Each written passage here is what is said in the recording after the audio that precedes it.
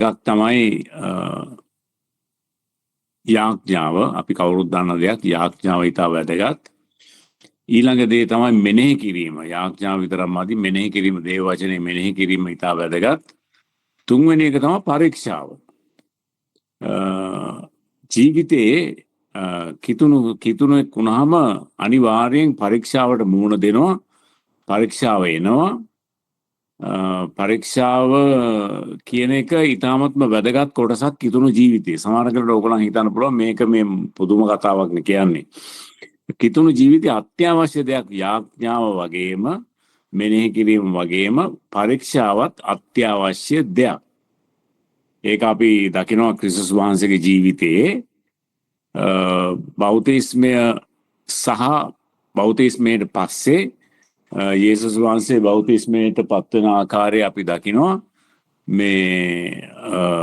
මේ සිද්ධාන්ත දෙක ඉතා වැදගත්. බෞතිස්මයයි පරීක්ෂාවයි. මේක කාලානුරූපිකව ගත්තත්, කාලයට අනුව ගත්තත් වැදගත්. හේතුව කාල විද්‍යාව හෝ කාලයට අනුව ගත්තත් වැදගත්. ඒ වගේම තර්කානුකූලව ගත්තත් වැදගත්. කාලානුකූලව ගත්තොත් එහෙම, කාල විද්‍යාත්මකව ගත්තොත් එහෙම අපි දකිනවා යේසුස් වහන්සේ බෞතිස්ම වුණ වහාම පරීක්ෂකයා උන්වහන්සේව පරීක්ෂා කරන පිණිස යොමු කෙළුවා කියලා අපි දකිනවා. තර්කානුකූලව ගත්තාම අපි දකිනවා බෞතිස්මය තුලින් අපි දකිනවා උන්වහන්සේ සේවයට කැප වෙනවා. බෞතිස්මය තුලින් සේවයට කැප වෙනවා. පරීක්ෂාව තුලින් උන්වහන්සේ සේවයට සුදුසුද නැද්ද කියන එක පරීක්ෂාවට ලක් වෙනවා. බෞතිස්මය තුලින් උන්වහන්සේ සේවයට කැප වෙනවා. බෞතිස්මයත් එක්කම පරීක්ෂාව තුලින් උන්වහන්සේ වනාන්තරයට ගෙනියලා උන්වහන්සේ ඒ සේවයට ෆිට්නස් එකක් තියනවාද කියලා බලන්න පරීක්ෂකයා පරීක්ෂාවට ලක් කරනවා.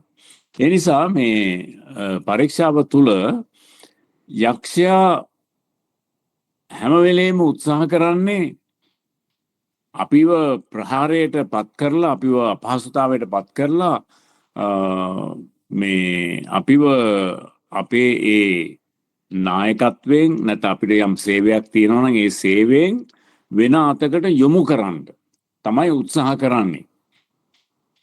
ඒක තමයි අපි දකින්නේ ඊශ්‍රායල් ජාතියේ ඒගොල්ලන්ගේ වනාන්තර අත්දැකීම තුලත් එහෙමයි. මෙසියස් වහන්සේගේ වනාන්තරයේ අත්දැකීමත් ඒ වගේමයි. අපි මේ යේසුස් වහන්සේගේ පරීක්ෂාව දිහා බලපුවාම අපි මං වැඩි වෙලා ගන්න නැතුව අපි කෙලින්ම යමු පරීක්ෂාවට. දැන් හොඳට මතක තියාගන්න යේසුස් වහන්සේගේ බෞතිස්මය. බෞතිස්මය අපි දකිනවා 3 වෙනි පරිච්ඡේදයේ 15 වෙනි පදයේ සිට 3 වෙනි පරිච්ඡේදයේ 13 වෙනි පදයේ සිට 17 වෙනි පදයේ දක්වා අපි දකිනවා උන්වහන්සේගේ බෞතිස්මය. දැන් මේ දෙක හරි වැදගත්. ඊට පස්සේ 4 වෙනි පරිච්ඡේදයේ උන්වහන්සේගේ පරීක්ෂාව. මේ දෙක එකකට පසු එකක් සිදුවෙන දේවල්. දැන් බෞතිස්මේදී අපි දකින දෙයක් තමයි යේසුස් වහන්සේ සියලු ධර්මිෂ්ඨකම් ඉටු කරන පිණිස උන්වහන්සේ බෞතිස්මය ලබනවා. බෞතිස්මය ලබනකොට ස්වර්ගයෙන් හඬක් එනවා, මේ මාගේ ප්‍රේමවන්ත පුත්‍රයා නොය, මේ මාගේ ප්‍රේමවන්ත පුත්‍රයා නොය, මොහු කෙරෙහි මේ මාගේ ප්‍රේමවන්ත පුත්‍රයාය, මොහු කෙරෙහි මා ඊතා ප්‍රසන්නව සිටිමි ආසෙන් හඬක් විය. දෙවියන් වහන්සේගේ ආත්මයන් වහන්සේ පරිවේකුමෙන් උන්වහන්සේ මතට පැමිණියා. එක පැත්තෙන් සුද්ධාපන් වහන්සේ පැමිණියා, අනිත් පැත්තෙන් අපි දකිනවා ස්වර්ගයෙන් හඬක් ආවා, මේ මාගේ ප්‍රේමවන්ත පුත්‍රයාය, මොහු කෙරෙහි ඊතා ප්‍රසන්නව සිටිමි කියලා හඬක් ආවා. දැන් මේක හරි වැදගත්.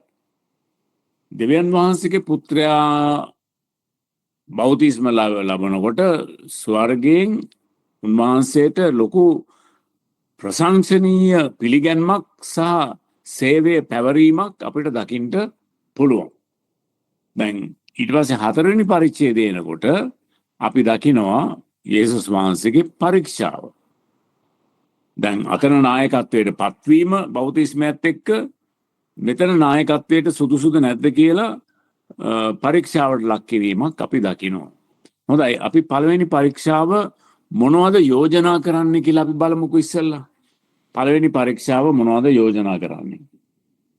මෙතන සඳහන් කරනවා පළවෙනි පරීක්ෂාව එකල යේසුස් වහන්සේ යක්ෂයා විසින් පරීක්ෂා කරනු ලබන පිණිස ආත්මයන් වහන්සේ විසින් වනාන්තරයට පමුණුවනු ලැබූසේක කියලා අපි දකිනවා. මේක මේ ආත්මයන් වහන්සේ විසින් ගෙනිච්ච දෙයක්, කරපු දෙයක්. ආත්මයන් වහන්සේ ඒ කියන්නේ පරීක්ෂාව කියන එක දෙවියන් වහන්සේගෙන් අනුමැතිය ඇතුව පැමිණෙන දෙයක් කියලා පැහැදිලිව අපිට දකින්න පුළුවන්.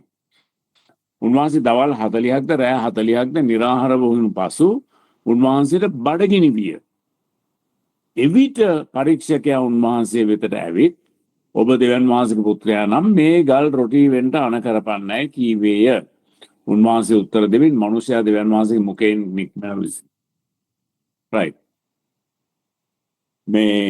මෙතන සඳහන් කරනවා මේ පදේ මේ සියලු වචන වලින් ජීවත් දෙවියන් වහන්සේගෙන් වචනේ මුඛයෙන් නික්මන සියලු වචනෙන් නික්මන ජීවත් වෙනා මිස රොටි පමණකින් ජීවත් නොවන්නේයි කියා ගියා තිබේයි කීසේක කියලා අපි දකිනවා පළවෙනි පරීක්ෂාව මොකක්ද කියලා.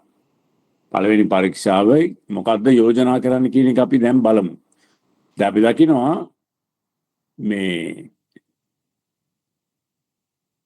දවස් 40ක් निराहार වුන් පසු යක්ෂයා උන්වහන්සේ වෙතට පැමිණ ඔබ දෙවියන් වහන්සේගේ පුත්‍රයා නම් දැන් අතන අපි දකිනවා මේ මාගේ ප්‍රේමාන්ත පුත්‍රයානෝය බෞතිස්මේදී කියන මේ මාගේ ප්‍රේමාන්ත පුත්‍රයානෝය right මෙතන කියන ඔබ දෙවියන් වහන්සේගේ පුත්‍රයා නම් කියලා යෝජනා කරනවා. ඔබ දෙවියන් වහන්සේගේ පුත්‍රයා නම් මේ ගල් වලට අණ කරන්න රොටි වෙන්න ඒවා රොටි වුණාම ඔයා බඩගින්නම් අරගෙන කන්න. ඉතින් දෙවියන් වහන්සේ යේසුස් වහන්සේ කිව්වා මේක මෙසේ ලියා තිබේ මිනිසා ජීවත් වෙන්නේ රොටි වලින් පමණක් නොවන මොකද දෙවියන් වහන්සේගේ මුඛයෙන් පිට වෙන සෑම වචනයකින්ම ජීවත් වෙනවායි කියලා අපි දකිනවා. අත්ත වශයෙන්ම මේක යේසුස් වහන්සේගේ නිහතමානීත්වය පරීක්ෂා කරන පරීක්ෂාවක්. දැන් දෙවියන් වහන්සේගේ පුත්‍රයා නෝය. දැන් දෙවියන් වහන්සේගේ පුත්‍රයා කියන්නේ ලොකු පොසිෂන් එකක් නේ. ලොකු තනතුරක්. ලොකු ස්ථානයක්. මේ විශ්වයේ මැවූ මේ විශ්වයේ අධිපති මේ විශ්වයේ නිර්මාතෘ දෙවියන් වහන්සේගේ පුත්‍රයා කියන්නේ එසේ මෙසේ කෙනෙක් නෙමෙයි. ඉතින් අපි දකිනවා ඔයා දෙවියන් වහන්සේගේ පුත්‍රයා නම් මේ ගල් වලට අණ කරන්න රොටි වෙන්න ඒකලා ඒව අරගෙන කන්න ඒක ප්‍රශ්නයක් නැහැ. ඉතින් ඔයා බලය තියනවාට ඔයාට අයිතිය තියෙනවා කියලා මේ ස්ථානයේ කියනවා. ඉතින් මේ යෝජනාව හරි පුදුම යෝජනාවක් ඇත්තටම. කාරණා කීපයක් මත මේ යෝජනාව කරන්නේ. අපි මේ පරීක්ෂාව හොඳට හිතට ගන්න ඕන. පළවෙනි කාරණය දෙවියන් වහන්සේ යහපත් නම් දැන් දෙවියන් වහන්සේගේ පුත්‍රයා නෝනේ. දෙවියන් වහන්සේ යහපත් නම් උන්වහන්සේගේ දරුවන්ව හිඟතාවයකට පත් වෙන්න ඉඩ තියන්නේ නැහැ. අනේ ඒක තමයි යෝජනා කරන්නේ. දෙවියන් වහන්සේ යහපත් නම් if God is good නේද? දෙවියන් වහන්සේ යහපත් නම් උන්වහන්සේගේ දරුවන්ට යහපත් දේ නොදී ඉන්නේ නැහැ. මෙතන යෝජනා කරන්නේ ඔයා දෙවියන් වහන්සේගේ පුත්‍රයා නම් මොකටද බඩගින්න ඉන්නේ? ඔයා ඔය කියන විදිහේ දෙවියන් වහන්සේ යහපත් කෙනෙක් නෙමෙයි. කියන එක තමයි ඉන්ඩිරෙක්ට්ලි මොනවාද කියන වක්‍රානුකූලව මේ පෙන්눔 කරන්නේ ඔයාගේ දෙවියන් වහන්සේ යහපත් කෙනෙක් නෙමෙයි. අපි කී දෙනෙක් හිතලා ඇද්ද නේද එහෙම? මේ දෙවියන් වහන්සේ යහපත් නම් ඇයි මෙහෙම වෙන්නේ? ඇයි එහෙම වෙන්නේ? ඇයි අරක කරන්නේ? ඇයි මේක කරන්නේ කියලා අපි කොච්චර අහනවද? නේද? ඉතින් කෑම නැතුව ඉන්න එක දෙවියන් වහන්සේගේ කැමැත්ත නෙමෙයි කියලා යක්ෂයා යෝජනා කරනවා. කෑම නැතුව ඉන්න එක දෙවියන් වහන්සේගේ කැමැත්ත නෙමෙයි. ඉතින් මෙතන මේකම තමයි ඒදන් උයනේ ආදම්ට සහ ඒවට සිදුවන දේ. ආදම් සහ ඒවගෙන් ඇහුවේ මොකද්ද? මේ දෙවියන් වහන්සේ ඕගොල්ලන්ට මේ එක ගහකින්වත් කන්න එපා කිව්වද කියලා ඇහුවා. නෑ එක ගහකින්වත් කන්න එපා කිව්වේ මෙන්න මේ ගහෙන් නෑ එපා කිව්වා. ඒ ගහෙන් කෑවොත් නුඹලා ඒකාන්තයෙන් නසින්නේ. නෑ එහෙම එකක් නෑ. දෙවියන් වහන්සේ ඇත්ත නෙමෙයි කියලා තියෙන. දෙවියන් වහන්සේ කියලා තියෙන අදහස ඇත්ත නෙමෙයි. මේකෙන් කෑවොත් තමයි ඕගොල්ලන් දෙවියන් වහන්සේ වගේ වෙනවා. කියන්නේ දෙවියන් වහන්සේ කියන එක්කෙනා යහපත් පුද්ගලෙක් නෙමෙයි කියන එක තමයි පෙන්눔 කරන්නේ. ඉතින් ඒ වගේ මෙතනත් පෙන්눔 කරන්නේ ඒකම තමයි. යක්ෂයාගේ බලාපොරොත්තු ඇවිල්ලා ඇත්තටම මේ දෙවියන් වහන්සේ යහපත් කෙනෙක් නෙමෙයි කියන එක ලොවට පෙන්눔 කරන්න තමයි යාට හොඳටම අවශ්‍යතාවයක් වෙලා තියෙන්නේ. ඇත්ත වශයෙන්ම දෙවියන් වහන්සේ යහපත් නම් උන්වහන්සේ අපිට කන්ට රොටි නොදී ඉඳීද? අපිට කන්ට නොදී ඉඳීද? උන්වහන්සේ යහපත් නම් ඒක තමයි යක්ෂයා යෝජනා කරන්නේ. යක්ෂයා යෝජනා කරනවා දෙවියන් වහන්සේ යහපත් නම් ඔයා මොකටද මේ බඩගින්නේ ඉන්නේ? මේ දවස් 40ක් මාර විදියට නිරාහාර විඳලා යාඥා කෙරුවා. ඔයා මොකටද බඩගින්නේ ඉන්නේ? ඔන්න ඕක කරන පළවෙනි යෝජනාව යක්ෂයා. දෙවෙනි යෝජනාව ඇවිල්ලා යක්ෂයා කියනවා පෙන්눔 කරනවා මේ දෙවියන් වහන්සේ ඇවිල්ලා මේ පුදුම චරිතයක්.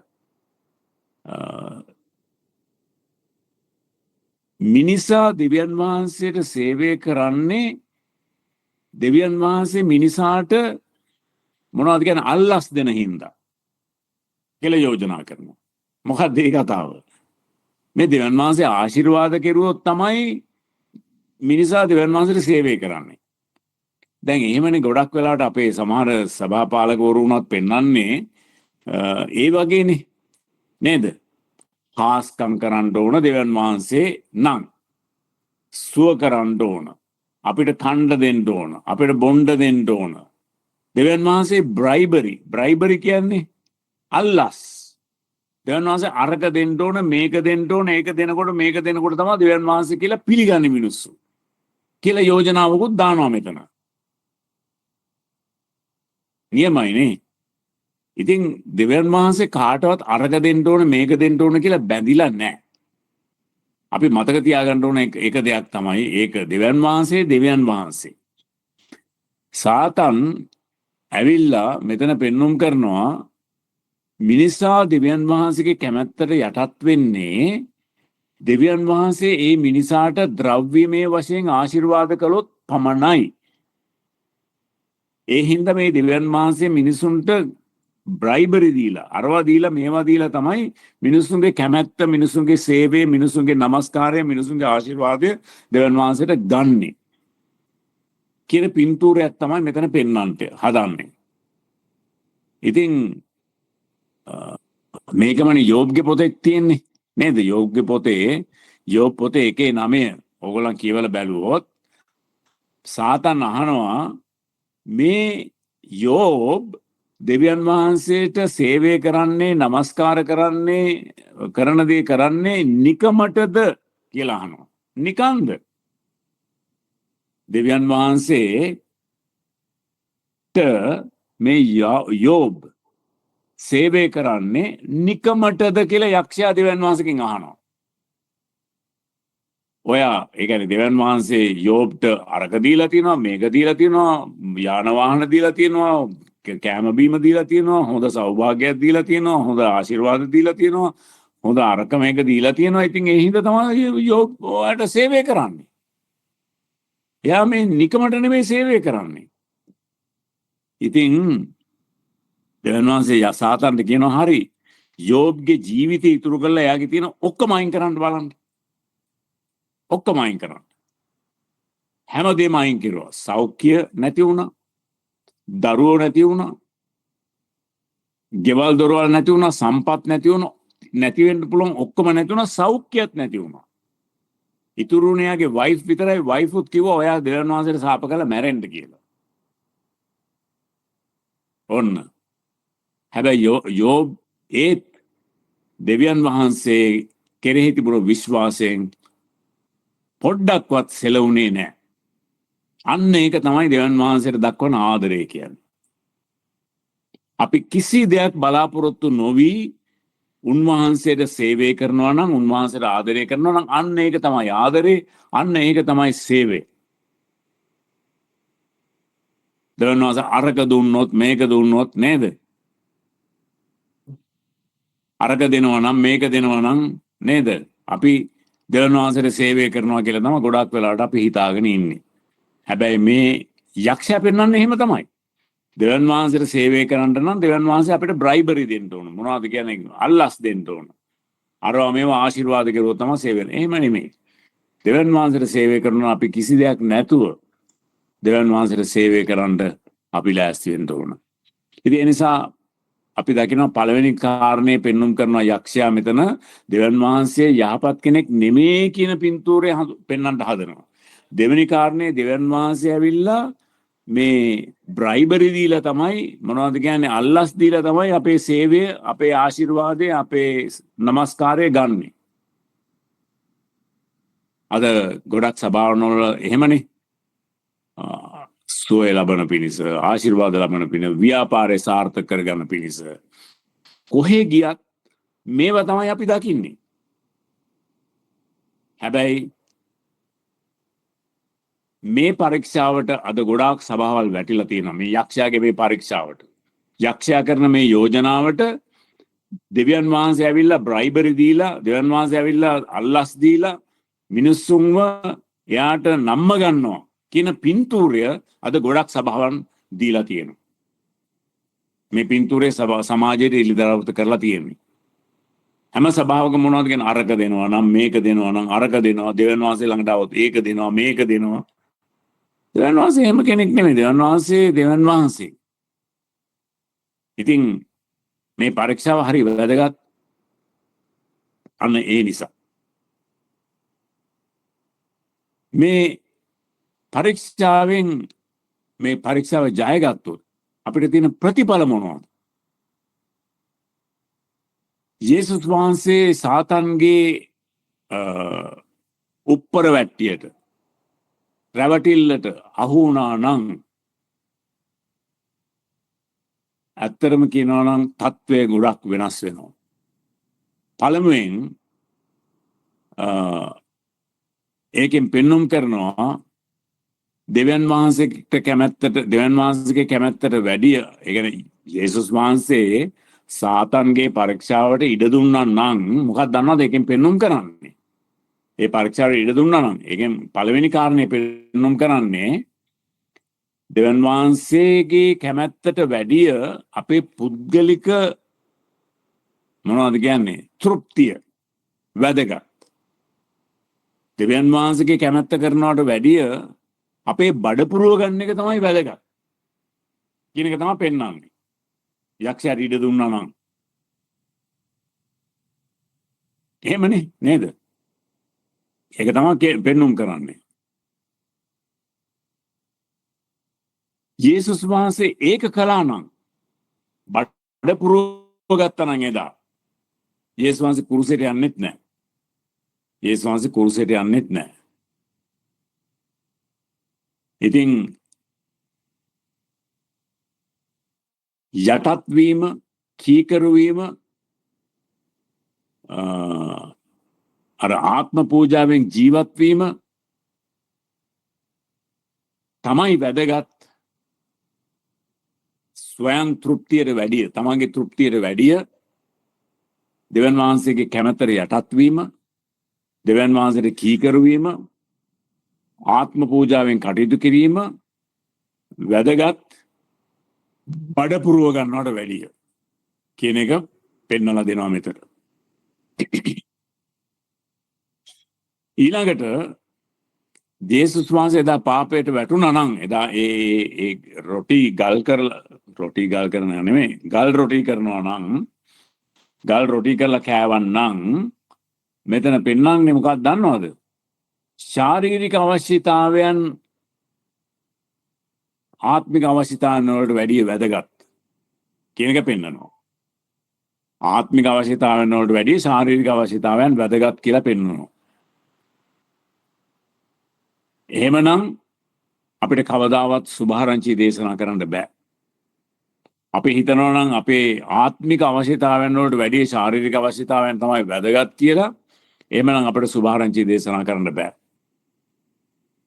ඉතින් එහෙම නිසා හැමදාම යේසුස් වහන්සේ එහෙමනම් මේ කුරුසේ මරණය දරන්න නැතුව උන්වහන්සේ හැමදාම ලෙඩ්ඩු සුව කර කර හාස්කම් කර කර යේසුස් වහන්සේ මේ ලෝකේ ඉඳි. කුරුසයට යන්නේ නැතුව. අද ගොඩක් සභාවන් ඇත්තටම කුරුසේ මාර්ගය ගැන දේශනා කරන්නේ නැහැ. දේශනා කරන්නේ සුවය, සෞභාග්‍ය, සඵලත්වය, ආශිර්වාදය මේවා ගැන තමයි ගොඩක් වෙලාවට කතා කරන්නේ. සැක්‍රිෆයිස් ගැන කතා කරන්නේ. යටත් වීම ගැන කතා කරන්නේ. නේද? දෙවියන් වහන්සේ වෙනින් දුක් විඳින එක ගැන කතා කරන අඩුයි. ඉතින් අපි නායක නායිකාවන් හැටියට අපි යේසුස් වහන්සේගෙන් ඉගෙන ගන්න ගොඩක් දේවල් තියෙනවා. යේසුස් වහන්සේ එදා ආත්මික අවශ්‍යතාවයන් වලට වැඩි ශාරීරික අවශ්‍යතාවයන් වැදගත් කියලා පෙන්වනවා නම් මොකද වෙන්නේ? ස්වාමීන් වහන්සේ නම් තාමත් හාස්කම් කර කර ඉඳි. නේද? මිනිසුන්ට කන්ට දීදී බොණ්ඩ දීදී හාස්කම් කර කර සුව කර කර සඵලත්වයේ දීදී ඉඳි. ගැලවීමේ මාර්ගයේ කුරුසේ මාර්ගය මොනවා වුණත් කමක් නැහැ කියලා ඉඳි. ඉතින් මේවා ඊටා වැදගත් පාඩම් අපිට ඉගෙන ගන්න පුළුවන්. මේ පරීක්ෂාව දිහා බලාගත්තාම බලපුවහම අපිට මූලධර්ම ගණනාවක් අපිට ඉගෙන ගන්න පුළුවන්. මූලධර්ම ගණනාවක් පුළුවන්. මේ පරීක්ෂාව දිහා බලපුවහම අවුරුදු 2000කට ඉස්සෙල්ලා වුණාට මොකද අපිට මූලධර්ම කීපයක් ඉගෙන ගන්න. පළවෙනි මූලධර්මය තමයි බඩගින්න කියන එක නරක දෙයක් නෙමෙයි. බඩගිනි දැනෙන එක නරක දෙයක් නෙමෙයි. යේසුස් වහන්සේටත් බඩගින්න දැනුණා. සමහරක් වෙලාවට බඩගින්නේ ඉන්න එක දෙවියන් වහන්සේගේ කැමැත්ත. සමහර විට බඩගින්න ඉන්න එක දෙවියන් වහන්සේගේ කැමැත්ත. යේසුස් වහන්සේ බඩගින්නේ හිටපු එක ඒක දෙවියන් වහන්සේගේ කැමැත්ත. සමහර වෙලාවට අපිත් මට මතකයි මම සේවයේ ඉන්නකොට මම බඩගින්න ඉඳලා තියෙනවා. මම බඩගින්නේ ගොඩක් දුක් විඳලා තියෙනවා. ඒ නිසා පළමුවෙන්ම අපේ ස්වාමීන් වහන්සේ දුක් විඳින ලද ශාරීරික කුසකින් දුක් යේසුස් වහන්සේ අත්විඳින ලද ශාරීරික කුසගින්න උන්වහන්සේ එසේ දුක් විඳින එක දෙවියන් වහන්සේගේ කැමැත්ත. අපේ ජීවිතේටම ඒක අදාළයි. අපේ ජීවිතේටත් ඒක අදාළයි කියන එක අපි මතක තියාගන්න ඕන.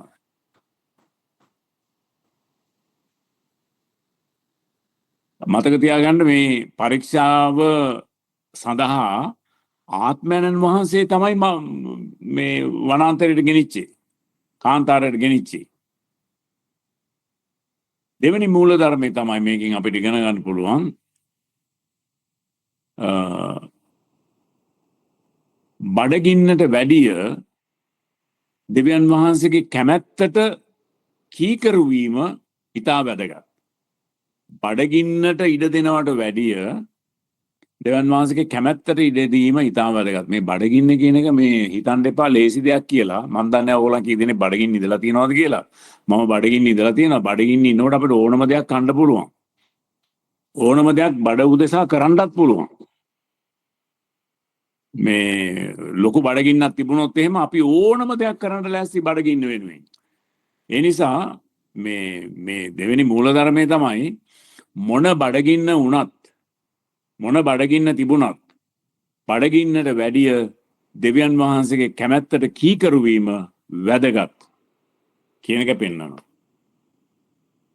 බඩගින්නට වැඩිය දෙවියන් වහන්සේගේ කැමැත්තට කීකරු වීම වැදගත් කියන එක පෙන්වන්න කරනවා.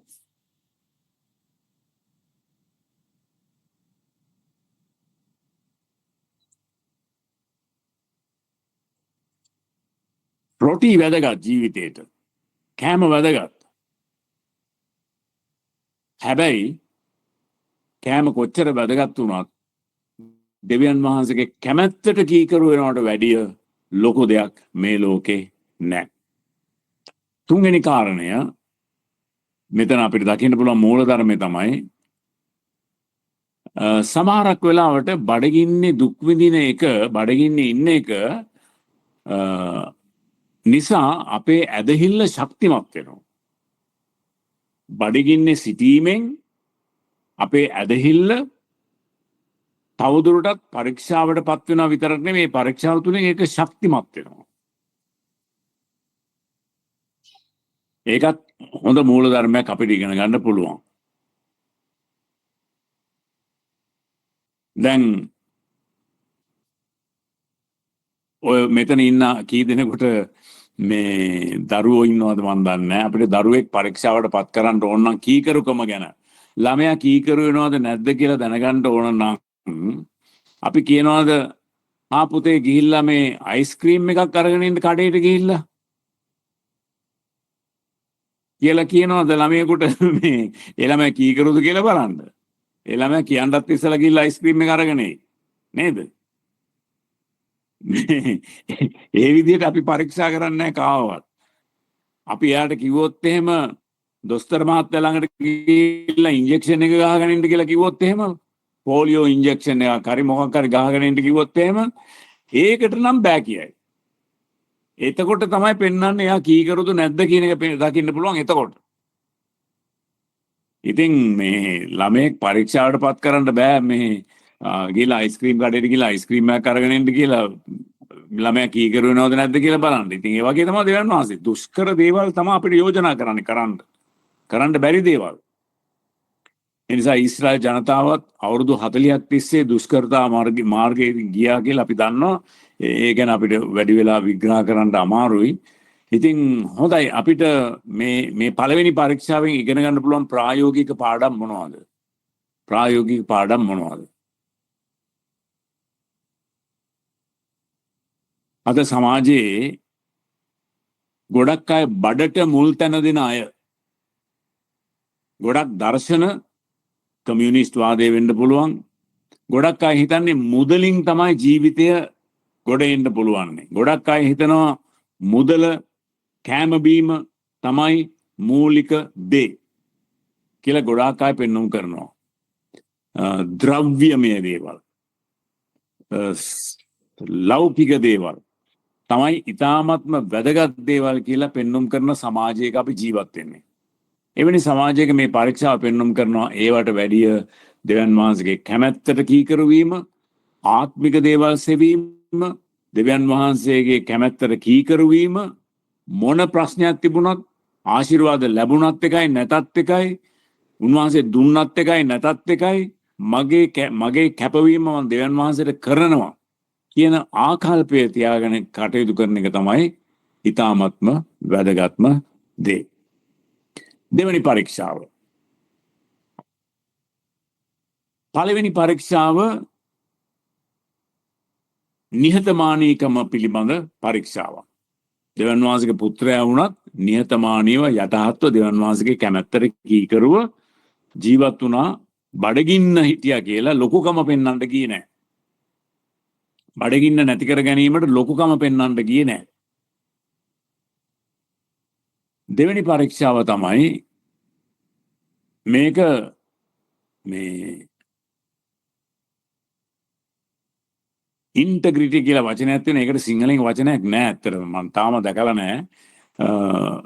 ඒකේ තියෙන දෙයක් තමයි සිතෙහි සත්‍යතාවය නැත්නම් සම්පූර්ණ සත්‍යතාවය කියන එක අපිට දැනට ගන්න පුළුවන්. මම ඒක විග්‍රහ කරන්නම්. මේ යක්ෂයා ඊළඟට කරන යෝජනාව තමයි මේ පස්වෙනි පදයේ එවිට යක්ෂයා උන්වහන්සේ සුද්ධ වූ නුවරකට පමනවා දේවමාලිගාව මුදුනේ සිටුවා ඔබ දෙවියන් වහන්සේගේ පුත්‍රයා නම් පහතට පනින්න. කුමක් හේින්ද උන්වහන්සේ තමන් දේවදූතයන්ට නුඹ ගැන අනදෙනසේක. නුඹේ পায় යම් හේයකින් ගලක නොවදින පිණිස ඔහු තමන්ගේ අත්පිට නුඹ උසුලා ගන්න ඕය කියා ලියා තිබේයයි උන්වහන්සේට කීවේසේ. උන්වහන්සේද තාගේ දෙව් ස්වාමීන් වහන්සේ පරීක්ෂා නොකරව කියා ලියා තිබේයයි ඔහුට කීසේක. දැන් මේ පරීක්ෂාව ඊළඟ පරීක්ෂාව. පළවෙනි පරීක්ෂාව යක්ෂයාට බැරි වුණා යේසුස් වහන්සේ නම්ම ගන්න. දෙවියන් වහන්සේගේ වචනයෙන් නික්මන හැම වචනයකම තමයි මිනිසා ජීවත් වෙන්නේ කියලා කිව්වට පස්සේ මෙයා දැන් දෙවියන් වහන්සේගේ වචනේ උපුටාගෙන කතා කරනවා. දෙවියන් වහන්සේගේ වචනේ කියන ඔයා දැන් මේ උඩට නැගලා පණින්න මේ ගීතාවලිය 91 12ද කොයිද මම හිතන්නේ තියෙන්නේ එක කියනවා මේ දේවදූතයෝ ඇවිල්ලා ඔයාව උසුලා ගන්නවා. ගීතාවලිය 91 12 වෙනි හරි 11 වෙනි හරි පදේ මං හිතන්නේ. ඉතින් ඒ හින්දා ඔයා පණින්න දැන් මෙතන මේ යෙරුසලමේ මේ පරීක්ෂාව වෙන කාලය තුල ලෝකේ ඒ කියන්නේ ඒ පිට පළාත් වලින් දේව මාලිගාවට මිනිස්සු নমස්කාරයට ඇවිල්ලා සෙනඟ පිරලා හිටපු අවස්ථාවක යේසුස් වහන්සේට කියනවා ඔයා පැනලා පොඩි විඥාවක් පෙන්වන්න. එතකොට දේවදූතයෝ ඇවිල්ලා ඔයා උස්සලා ගිහිල්ලා නිකන් ලස්සනට ගිහිල්ලා ලෑන්ඩ් කරයි. අර ප්ලේන් එකක් ඇවිල්ලා ප්‍රවේශමෙන් ලෑන්ඩ් කරනවා වගේ දේවදූතයෝ ඇවිල්ලා ඔයා උස්සගෙන ගිහිල්ලා මේම තියයි කියලා කිව්වා. අත්ත වශයෙන්ම මේක වෙන්නත් තිබුණා. යේසුස් වහන්සේ දෙවියන් වහන්සේගේ පුත්‍රයා නිසා. හැබැයි ඒකෙන් පෙන්눔 කරන්නේ එක පැත්තකින් මේ යක්ෂයා දෙවියන් වහන්සේගේ වචනේ වැරදි විදිහට උපුටාගෙන කතා කරනවා. ඒ කියන්නේ out of context සන්දර්භයෙන් පිට. ඕගොල්ලන් ගීතාවලිය 91ට හරවගත්තොත් මගෙත් එක්ක මම පෙන්වන්නම් මෙතන තියෙන යක්ෂයා දේව වචනේ උපුටාගත්ත විදිහ වැරදි කොහොමද කියන එක පෙන්වන්නම්. ගීතාවලිය 91 12 කියනවා ඔව්හු නුඹේ පය ගලක නොවදින පිණිස ඔවුන්ගේ අත්පිට නුඹ උසුලා ගන්න ඕය කියලා 12 වෙනි පදේ තියෙනවා. හරි. දෙවියන් වහන්සේගේ වචනේ උපුටාගෙන තමයි කතා කරුවේ යක්ෂයා. දැන් ප්‍රශ්නේ මේකයි. පළවෙනි පදේ අමතක කරලා. අර ඉන්ටෙග්‍රිටි කියන්නේ ඒකයි. සම්පූර්ණ සත්‍යතාවය අමතක කරලා එහෙන් මෙහෙන් කෑලි අරගෙන ගේන එක තමයි වරද. පළවෙනි පදේ බලන්න මහෞත්මයන්ගේ රහස්ථානයේ වසන තැනැත්තේ සර්ව පරාක්‍රමයන්ගේ සෙවණේ වාසය කරන්නේය. දැන් දෙවියන් වහන්සේගේ සෙවණේ වාසය කරනවා නම් දෙවියන් වහන්සේ අපිව ආරක්ෂා කරනවද නැද්ද කියලා ටෙස්ට් කරලා බලන්න ඕනද? දැන් ඕගොල්ලන් කුඩයක් අල්ලගෙන මහා වැස්සේ යනවා. කුඩේ අල්ලගෙන මහා වැස්සේ යනකොට මේ කුඩේ මාව ආරක්ෂා කරනවද නැද්ද කියලා බලන්න පොඩක් එළියට ඔළුව දාලා බලන්න ඕනද? නේද? මේ කුඩේ මාව ආරක්ෂා කරනවද නැද්ද? මේ කුඩේ යට මට ආරක්ෂාව තියනවද නැද්ද කියලා බලන්න කොයි මෝඩයද ඔළුව එළියට දාලා බලන්නේ. ඉතින් මෙතන දෙවියන් වහන්සේගේ රහස්ථානයේ වාසය කරනවා නම් මේ දෙවියන් වහන්සේ අපිව ආරක්ෂා කරනවද නැද්ද කියලා බලන්න පැනලා බලන්න ඕන. ඒක මෝඩ යෝජනාවක් ඇත්තටම. ඉතින් දෙවියන් වහන්සේගේ හස්තයට අපි බල කරන්න ඕනේ හාස්කම් කරන්න. හාස්කම් කරන්න බල කරන්නේ අපි දෙවියන් වහන්සේගේ හස්තයට. අපි දෙවියන් වහන්සේ කෙරෙහි විශ්වාසය තබාගෙන උන්වහන්සේට ගෞරවය දීගෙන උන්වහන්සේට නමස්කාර කරගෙන අපි උන්වහන්සේගේ අත අල්ලගෙන ඉස්සරහට යන එකයි තියෙන්නේ. උන්වහන්සේගේ සෙවණේ වාසය කරගෙන ඉන්න එකයි තියෙන්නේ. මෙයා මාව ආරක්ෂා කරගන්නේ නැද්ද කියලා පොඩ්ඩක් බලමුද ටෙස්ට් කරලා කියලා බලන්න අපි මේ ගලක් උඩ නැගලා පල්ලෙහාට පැනනා නම් හරි බලන්න. ආරක්ෂා කරන්න එයිද කියලා බලා ගන්න පුළුවන් එතකොට. දෙවියන් වහන්සේට හාස්කම් කරන්න අපි බල කරන්න බෑ. එහෙම බල කරනවා නම් ඒක වැරදි. ඒ නිසා මෙතන මේ යක්ෂයා අමුතු විදිහේ යෝජනාවල් කරන්නේ මේ අභියෝගයේදී සාතන්ගේ පූර්ව උපකල්පනය වුණේ දෙවියන් වහන්සේගේ විශ්වාසවන්ත භාවය හරි ලස්සනට පරීක්ෂාවට පත් කරන්න. දෙවියන් වහන්සේ විශ්වාසවන්ත දෙවියන් වහන්සේ. ඒ දෙවියන් වහන්සේව පරීක්ෂාවට ලක් කරනවා එයා විශ්වාසවන්තද නැද්ද කියලා බලන්න. දැන් එහෙම අපි දෙවියන් වහන්සේට එහෙම කරන්නේ නැහැ. දැන් යක්ෂයාට ඕන උනේ දෙවියන් වහන්සේගේ විශ්වාසවන්ත භාවය ඒක එසේ පවතිනවද නැද්ද කියලා ටෙස්ට් කරලා බලන්න. එහෙම ටෙස්ට් කරන්න අවශ්‍යයක් නැහැ.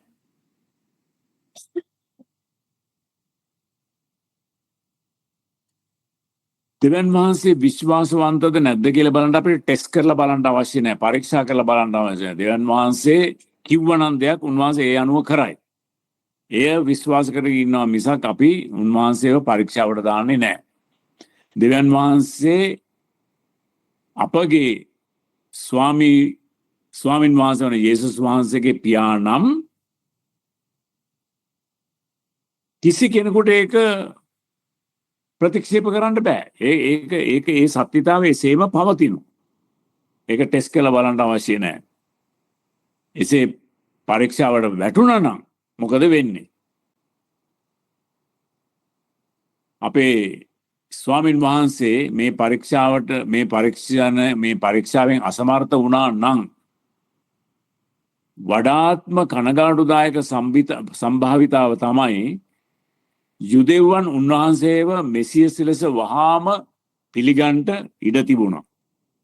දැන් යේසුස් වහන්සේ පල්ලයට පැන්නනම් දේවදූතයෝ උන්වහන්සේ ඔසලාගෙන ගිහින් මැජික් එකකින් වගේ තිබ්බනම් ඔක්කොම ලැබිලා මෙන්න අපේ මෙසියස් වහන්සේ කියලා පිළිගන්ට ඉඩ තිබුණා.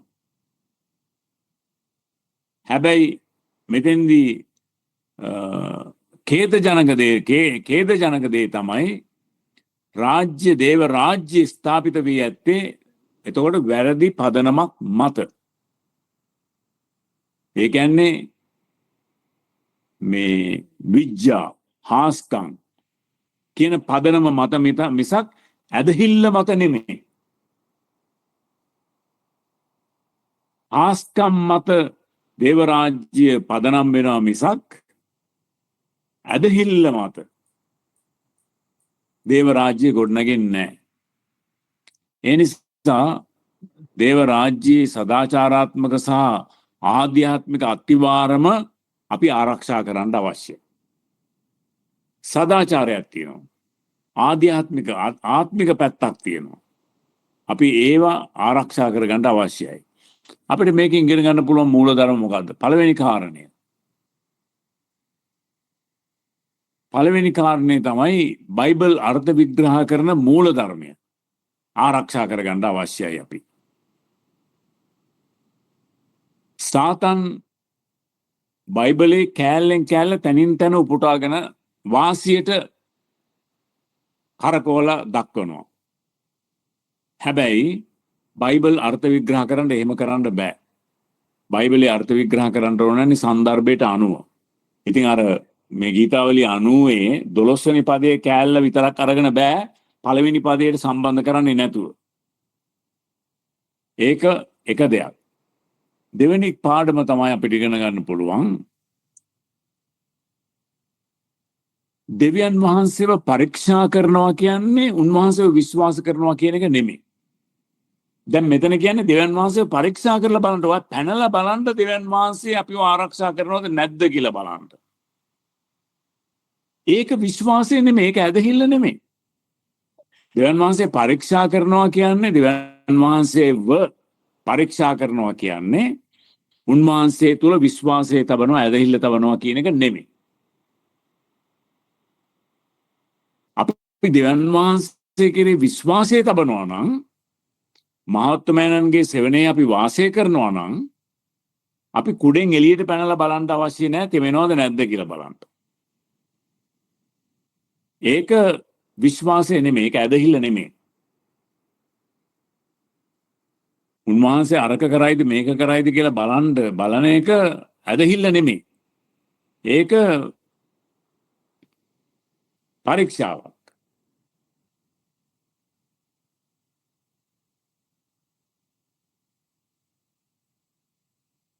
ඉතින් මේක අපිට ඉගෙන ගන්න පුළුවන් හොඳ පාඩමක් මේ විෂයේදී. ඒ නිසා මේ අවස්ථාවේදී කිතුණුවන් හැටියට දෙවියන් වහන්සේව විශ්වාස කරනවා මිසක් අපි උන්වහන්සේව පරීක්ෂාවට දාන්න අවශ්‍ය නැහැ. අපි උන්වහන්සේ කෙරේ විශ්වාස තබන්න ඕන. අපි අර දෙවියන් වහන්සේ හාස්කමක් කරයිද? සමහර කරන්නත් පුළුවන් නොකරන්නත් පුළුවන්. අපි දන්නේ නැහැ. ඉතින් හැබැයි ඒක උන්වහන්සේ කෙරුවා නොකෙරුවා කියලා උන්වහන්සේව අපි පරීක්ෂාවට දාන්නේ නැහැ. උන්වහන්සේ කෙරෙහි අපි සම්පූර්ණ විශ්වාසය තබන්න අවශ්‍යයි. මං අවසාන කරනම් තුන්වෙනි පරීක්ෂාව කෙටියෙන් කියලා. මෙතන මේ දෙවෙනි පරීක්ෂාවේ ගොඩක් දේවල් තියෙනවා කතා කරන්න. නමුත් මට දැන් වෙලාව සෑහෙන්න ගිහිල්ලා. ඒ නිසා තුන්වෙනි පරීක්ෂාව දිහා බලපුවාම ඒක තමයි එක අතකට කියනවා නම් ඉතාමත්ම අර අතන පරීක්ෂා දෙකක් ගෙනල්ලා ඒ දෙක අසමර්ථ වෙලා තවත් ලැජ්ජා නැතුව තුන්වෙනි පරීක්ෂාවත් ගේනවා යක්ෂයා යේසුස් වහන්සේට. පළවෙනි දෙක අසමර්ථ වෙලා දැන් ඒකේ කිසිම සාර්ථකත්වයක් නැතුව දැන් තුන්වෙනි පරීක්ෂාව ගේනවා. මේක තමයි එයාගේ අන්තිම තුරුම්පුව. අන්තිම කාඩ් එක. එයාගේ මේසේ එයාගේ අතේ තියෙන කාඩ් ඔක්කොම දාලා දැන් දෙවියන් යේසුස් වහන්සේ ඉදිරියේ කියනවා, කෙලින්ම කියනවා, ඔයාට ශ්‍රේෂ්ඨෙක් වෙන්න ඕන නම්, රජ වෙන්න ඕන නම් පොඩි බිස්නස් එකක් අපි කරමු. පොඩි ව්‍යාපාරික ගනුදෙනුවක් කරමු. මොකද්ද ගනුදෙනුව? ඔයාගේ රාජ්‍ය මට දෙන්න, මගේ රාජ්‍ය මං ඔයාට දෙන්නම්.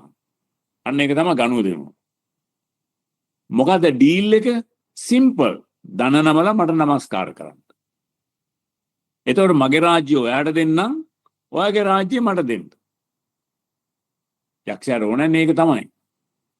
මගේ රාජ්‍ය ඔයාට දෙන්නම්, ඔයාගේ රාජ්‍ය මට දෙන්න. බිස්නස් ගනුදෙනුවක්, ව්‍යාපාර ගනුදෙනුවක්.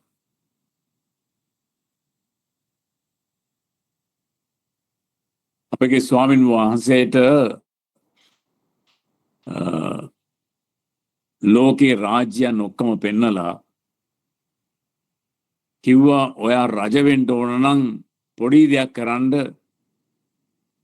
මට ධන නමලා නමස්කාර කරන්න. හිතලා බලන්න මේ ලෝකේ මවපු දෙවියන් වහන්සේ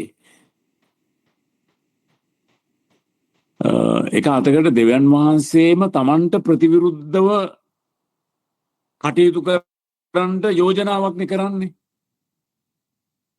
දෙවියන් වහන්සේ සියලු නමස්කාරය ලබන්න සුදුසු, ගෞරවය ලබන්න සුදුසු මැවුම්කාර දෙවියන් වහන්සේ.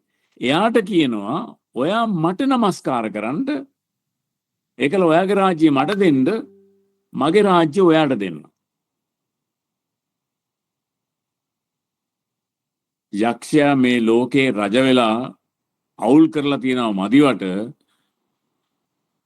මේ දෙවියන් වහන්සේගේ රාජ්‍යයත් ඉල්ලගෙන ඒකත් අවුල් කරන්න තමයි යන්නේ.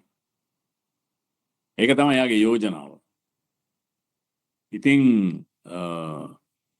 මෙතන මේ කිසිම අර සියුම් කමක් රැවටිල්ලක් නැහැ. කෙලින්ම කියන්නේ, කෙලින්ම අපි බිස්නස් ගනුදෙනුවක් කරමු. නේද? අර ඉස්සෙල්ලා වගේ රැවටිල්ලක් නැහැ. පැනලා බලන්න, ඔය ගල් වලට රොටි වෙන්න අන කරන්න. එහෙම නෙමෙයි කිව්වේ. කෙලින්ම මට නමස්කාර කරන්න, මට දන නමන්න. ඔයා මෙසියස් වහන්සේ හැටියට, ඔයා ලෝකේ මැවුම්කාරයා හැටියට, ඔයා දෙවියන් වහන්සේ විශ්වයේ නිර්මාතෘවරයා හැටියට ඔයා මට නමස්කාර කරන්න. ඔයාගේ රාජ්‍ය මට දෙන්න, මං මගේ රාජ්‍ය ඔයාට දෙන්නම්. අන්න ඒ වගේ ගනුදෙනුවක් තමයි මෙතන කියන්නේ. ඉතින් මෙතන මේක සරලකමේ පරීක්ෂාවක් ඇත්තටම. සරලකම පිළිබඳ පරීක්ෂාවක්.